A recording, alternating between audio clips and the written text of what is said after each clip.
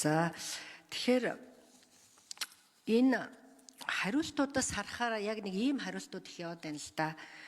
За одоо тэр гэр бүлийн хөгжлийн тухай хууль орж ирэх гэж байгаа. Тэрүүгээр ихэнхэн зохицуулагдана ч гэдэг юм. Эсвэл одоо хүүхдийн төлөө сангаас ч ингээд нэг олох юм шиг ингээд нэг бусад хуулиуд руу энэ ингээд чихэгдээд байна л да. Тэгэхээр ер нь энэ хууль чинь өөрөө гол малгай хууль учраас энэ хуулийг хил зэвсгэн дэмжигдсэний дараа энэ бусад хуультай бүгднтэй уялдуулж бас энийг ажиллах ёстой гэж үзэж байна. Жишээлхэд Алтан гэрэл сайдын өргөн барьж исэн шүүхэн шийдвэр гүйцэтгэлийн тухай хууль байгаа.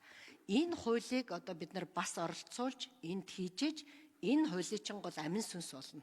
Одоо яг тэр шүүхэн шийдвэрийг хэрхэн хурдан биелүүлэх яах юм энэ бүх зүйл. Тэгэхээр энийг ерөөсөө их олон хуультай одоо уялдуулж л баталмаар санагдаж байгаа.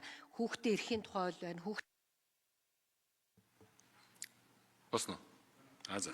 Яг сая одон тооёгийн гишүүний хэлсэнчлэн бусад хуулиуд руу оруулах ёстой шүү дээ. Татаж авчиж энэ дүүгээ одоо зохицуулт хийхгүй бол зөвхөн нэг хуулиндаа барьчих наа ч болох байж дээ шүү дээ. Зохицуулт дутаад байна.